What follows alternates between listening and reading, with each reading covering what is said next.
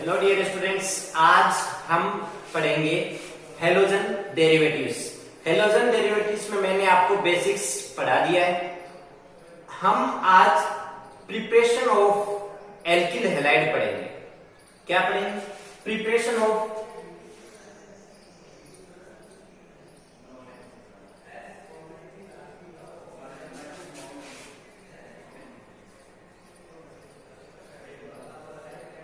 Preparation of alkyl halide. इसके कुछ methods आज हम कवर करेंगे। मेथड्स को बहुत सारे मेथड्स हैं इनमें, उनको कैसे याद रखना है वो भी मैं आपको बताऊंगा यहाँ पे। तो आज हम पहला मेथड कवर करेंगे कि एल्किल हैलाइड कैसे बनते हैं। फर्स्ट हम देखेंगे इसमें फ्रॉम एल्केन्स मतलब सिंगल बॉन्ड हो जिसमें, उनसे हम एल्किल हैलाइड कैसे बनाते हैं। इसमें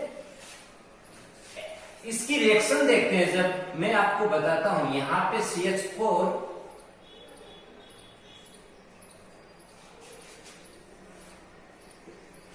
CH4 मेथेन लिया, यहां पे Cl2 और यहां पे HNu है। यहां पे हम इसको बोल सकते हैं सनलाइट, या फिर एनर्जी बोल दो, हीट बोल दो कि मैं यहां पे हीट दे रहा हूं इस रिएक्शन को।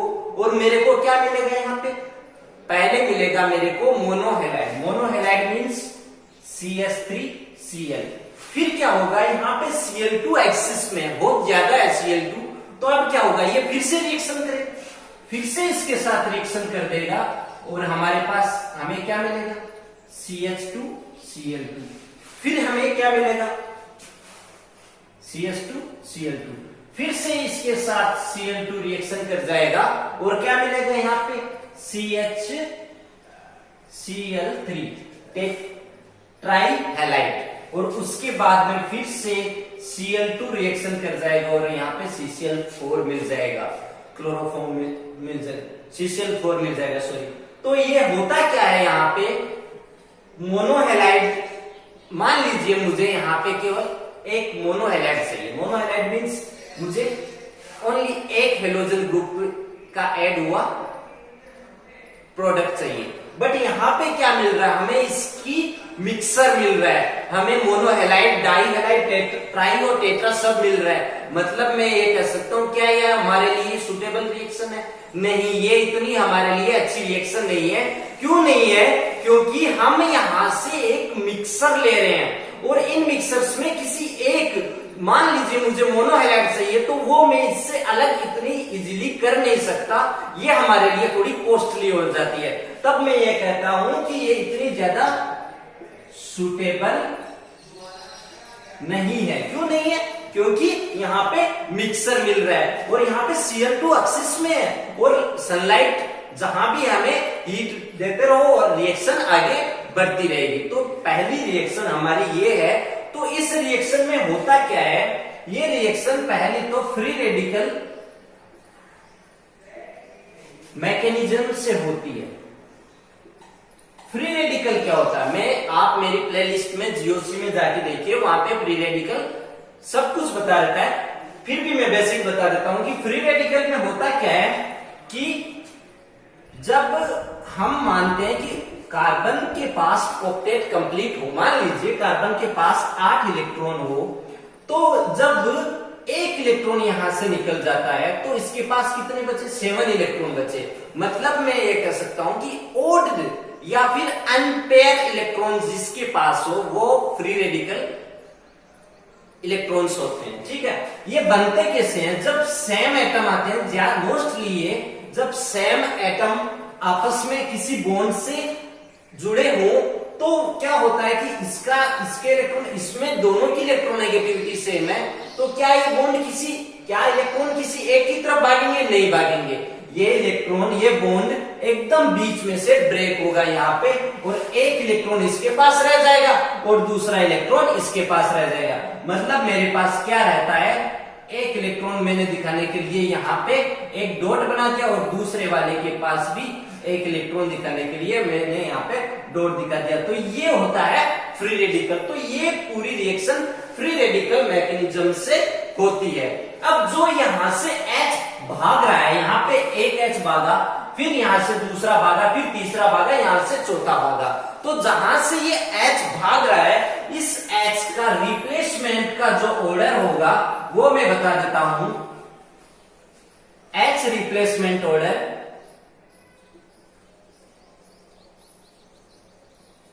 क्या होगा? सबसे पहले एलिलिक ग्रुप, एलिलिक ग्रुप में सबसे पहले होगा। एलिलिक ग्रुप में फिर 3 डिग्री में होगा, फिर 2 डिग्री में, फिर 1 डिग्री में। एलिलिक ग्रुप कौन सा होता है? मैंने आपको बताया कि डबल बॉन्ड के आगे वाला, डबल बॉन्ड के पास वाले कार्बन पे कुछ भी ऐड हो रखा हो, ये हमारा एलिलिक ग्रुप होता है। तो एलिलिक ग्रुप में सबसे ज्यादा, और उसके बाद में 3 डिग्री, और उसके बाद में 3 डिग्री कौन सा होता है? जहां पे जब कार्बन के पास तीनों ही, सीधे बोल दीजिए, ये कार्बन है, ये कार्बन यदि 3 कार्बन से ऐड हो रखा हो सीधे सीधे बॉन्ड से, तो ये 3 डिग्री है। और यदि 2 कार्बन से ऐड हो रखा हो,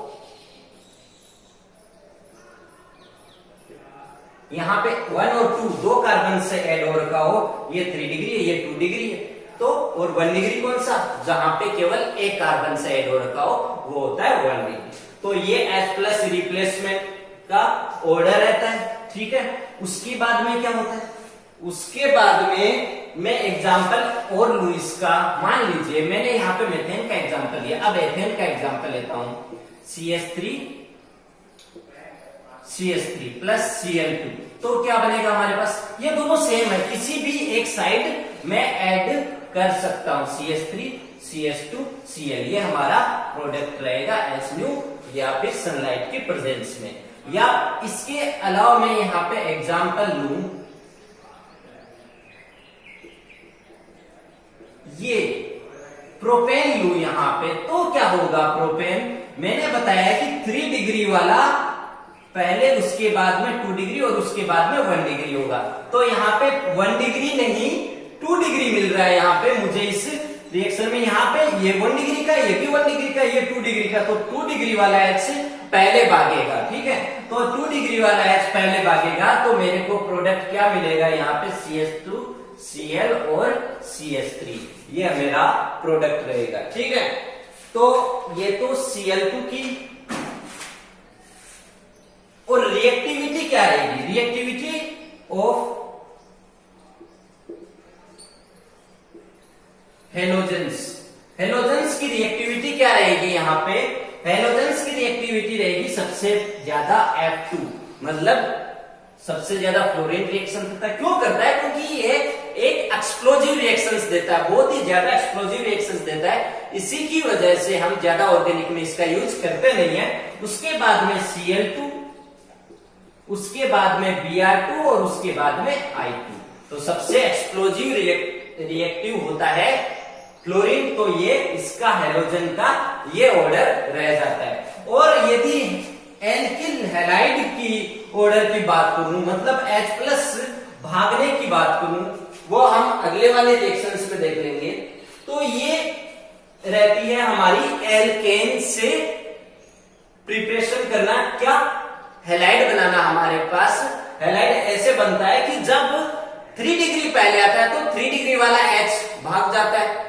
अगर हमारे पास 2 डिग्री है या ओनली 2 डिग्री है तो 2 डिग्री वाला H, क्योंकि 3 डिग्री वाला H भाग के 3 डिग्री मैंने फ्री रेडिकल में मैंने ऑर्डर लिखवाया रखा है। आप मेरी प्ले लिस्ट में जाके देखिए, वहां पे फ्री रेडिकल वाले में ये ऑर्डर रहता है 3 डिग्री 2 डिग्री और 1 डिग्री, और यही कार्बोकेटाइन का रहता है। और कार्बोएनाइन का बिल्कुल इसके ऑपोजिट रहता है, 1 डिग्री 2 डिग्री और 3 डिग्री रहता है। तो ये पूरी एल्केन से रिएक्शन, एल्केन से हमने सीखा है क्या बनाना? Alkyl halide. अब आगे होगा हमारा क्रोम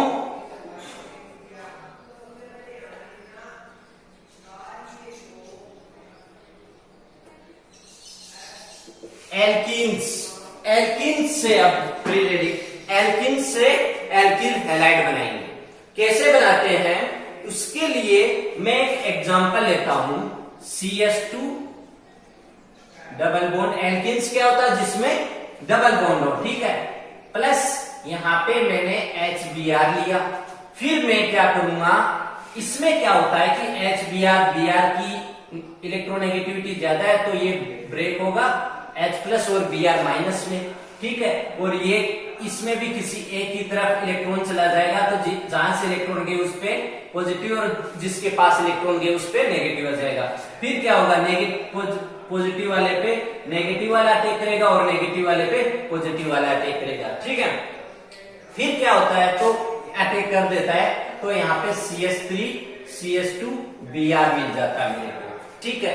ये तो तब पॉसिबल है जब मैंने यहाँ पे सिमेट्रिक एल्किन ली। अब ये सिमेट्रिक क्या होती है, सिमेट्रिक एल्किन वो होती है जब मैं बॉन्ड के एक दोनों साइड देखूं कि हमें सिमेट्रिक मिल गया। अब मैं इस बॉन्ड से दोनों साइड ब्रेक करके देखूं कि मुझे दोनों साइड सेम मिल रहा है तो मैं इसको बोलूंगा सिमेट्रिक, सिमेट्रिक एल्किन, ठीक है। और जब थोड़ा भी डिफरेंस आ जाए यहां पे, मान लीजिए मैं यहां पे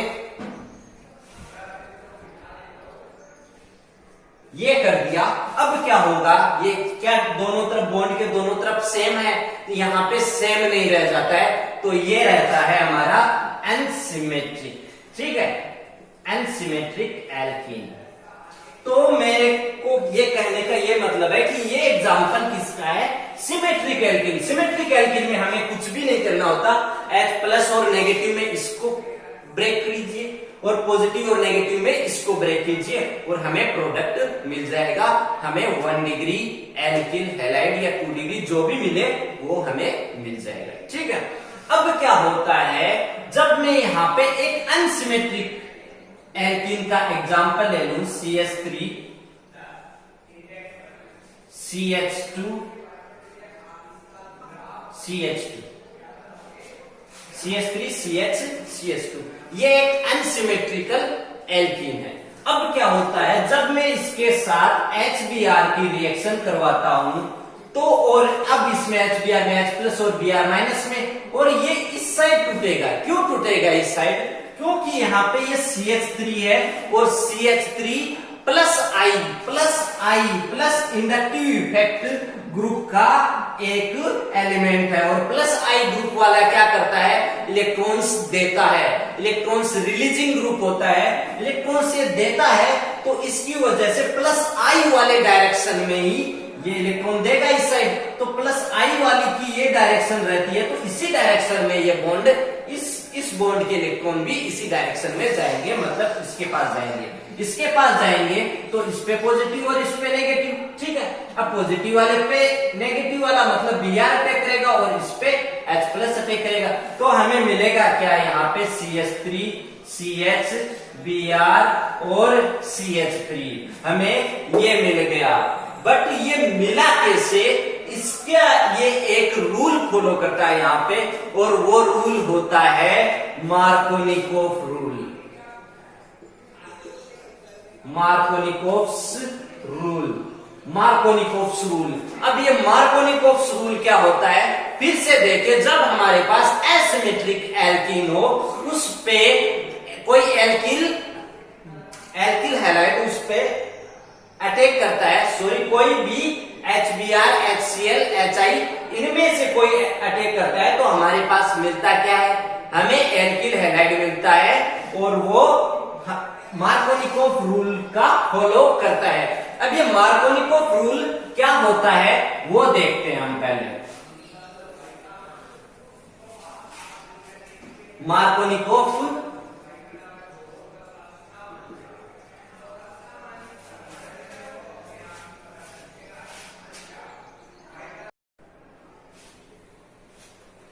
तो ये जब हम एसिमेट्रिक एल्कीन लेते हैं तो ये मार्कोनिकोफ रूल फॉलो करता है। मार्कोनिकोफ रूल एसिमेट्रिक एल्कीन का मैंने एग्जांपल बताया था आपको, ये मार्कोनिकोफ रूल क्या होता है कि मार्कोनिकोफ रूल में होता है कि कोई भी एक अनसिमेट्रिक एल्कीन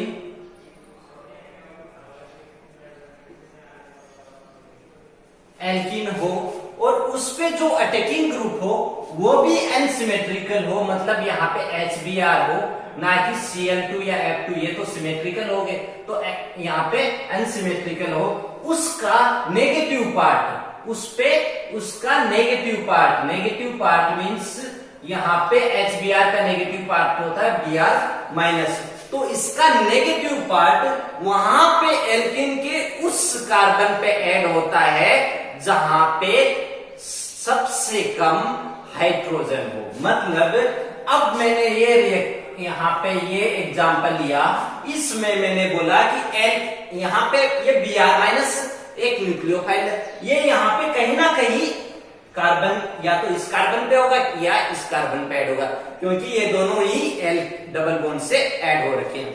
तो मैंने ये बोला कि नेगेटिव पार्ट उस जगह पे ऐड होगा जहां पे हाइड्रोजन कम हो, उस कार्बन पे ऐड होगा जहां पे हाइड्रोजन कम हो, और हमारे पास हाइड्रोजन इस वाले पे कम है, तो मैं सीधे बोल सकता हूं कि मेरे पास प्रोडक्ट क्या मिलेगा, यहाँ पे ये मिलेगा, मेरे को प्रोडक्ट मिलेगा।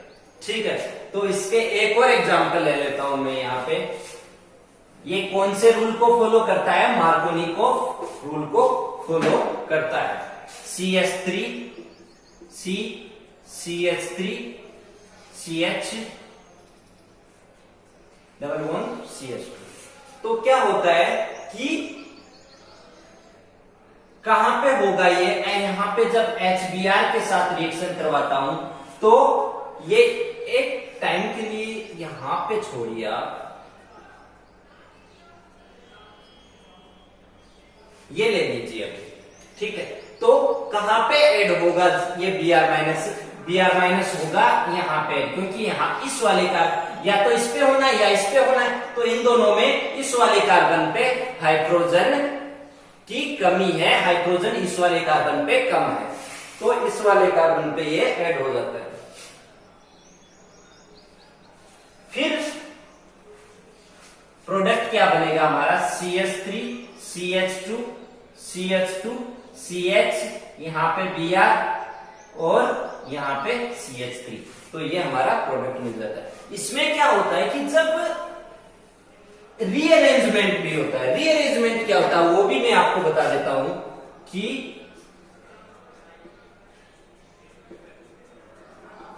HBr के साथ जब मैं यहाँ पे इसकी रिएक्शन करवाऊं तो क्या होता है कि यहाँ पे पॉजिटिव बनता है, यहाँ पे कार्बोकैटायन बनता है, और कार्बोकैटायन का मान लीजिए ये बना CH3 CH3 C पॉजिटिव और CH3 CH पॉजिटिव और CH, ये कार्बोकैटायन बनता है यहाँ पे, इस वाले कार्बन पे कार्बोकैटायन, और इस वाले कार्बन का कार्बोकैटायन का क्या होता है?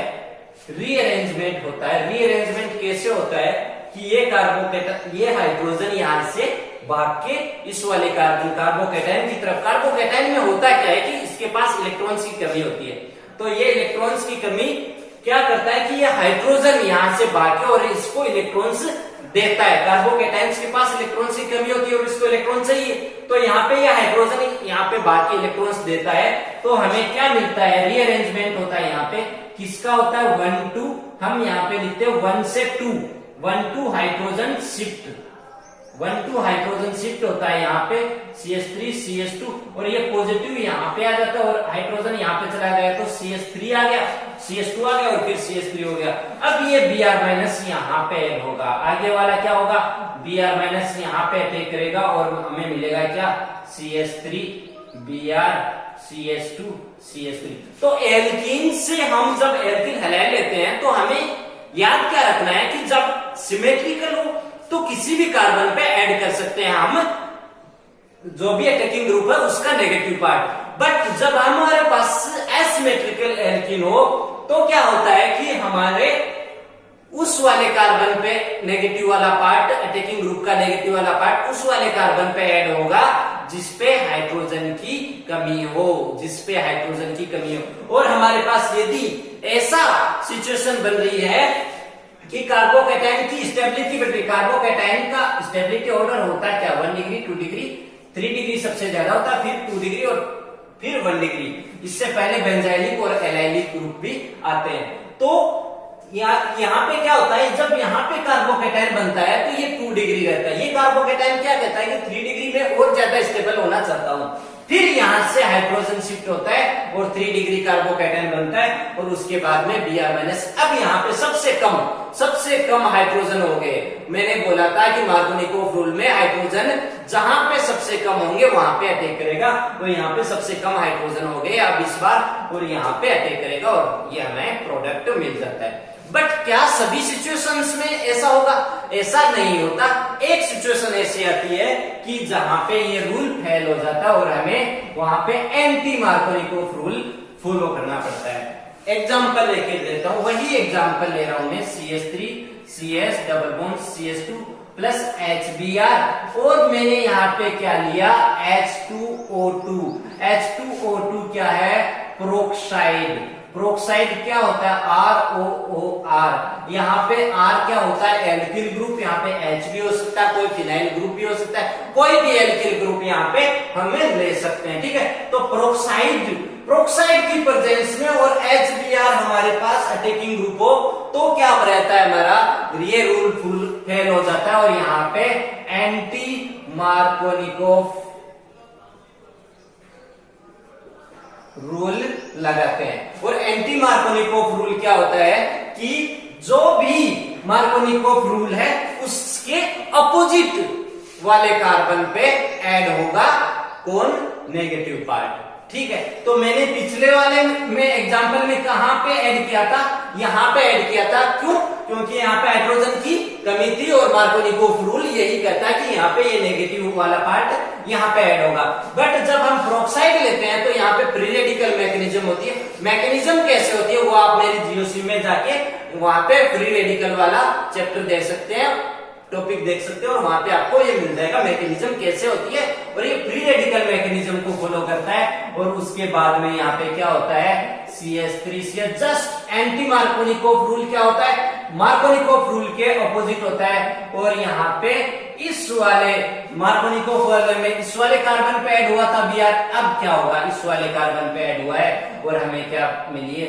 1 डिग्री एल्किल हैलाइड मिला है। क्यों मिला है? क्योंकि एंड प्रोक्साइड की प्रेजेंस में। और HBr ओनली यहाँ पे HBr होना चाहिए।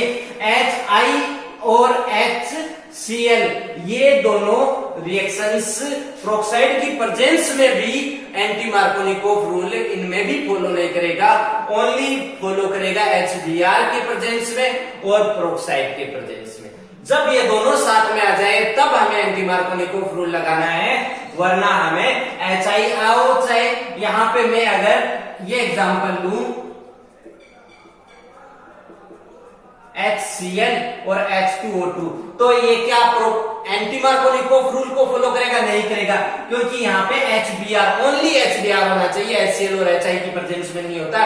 क्यों नहीं होता? क्योंकि HI और HCl ये एक्सोथर्मिक रिएक्शन होती है और एक्सोथर्मिक रिएक्शन एंडोथर्मिक रिएक्शन होती है, मतलब ये एनर्जी को लेती हैं, इनको एनर्जी चाहिए रिएक्शन देने के लिए और एनर्जी चाहिए तो ये हमारे लिए थोड़ी डिफिकल्ट बन जाती है। फ्री रेडिकल मैकेनिज्म को फॉलो करना ये डिफिकल्ट बन जाती है। तब हम कहते हैं कि यहाँ पे मार्कोनिकोव रूल ही फॉलो करेगा।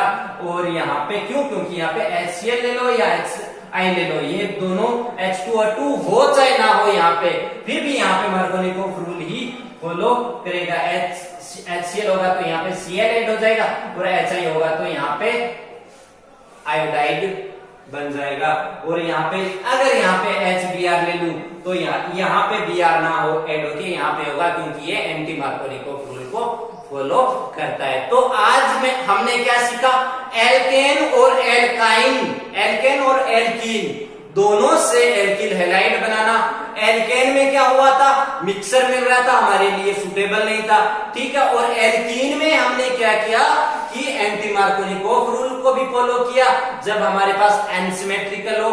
बट जब प्रोक्साइड आ गया और HBr आ गया हमारे पास तो ये एंटी मार्कोनिकोव रूल को फॉलो करने लग जाता है। और मार्कोनिकोव रूल क्या होता था कि नेगेटिव वाला जो भी अटैकिंग ग्रुप होता है उसका नेगेटिव वाला पार्ट कहां पे ऐड होगा? जहां पे हाइड्रोजन की कमी हो। और एंटी मार्कोनिकोव जस्ट इसके अपोजिट होता है, और जहां पे हाइड्रोजन ज्यादा होंगे, जिस वाले डबल बॉन्ड वाले कार्बन पे हाइड्रोजन ज्यादा होंगे वहां पे, और यहाँ पे रीअरेंजमेंट भी नहीं होगा, सीधा सीधा एंटी मार्कोनिक में कुछ भी नहीं होता, और HBr और पेरोक्साइड की प्रेजेंस में ये हो जाता है कुछ। तो ये रहता है आज का हमारा सेशन। नेक्स्ट लेक्चर में देखेंगे हम कि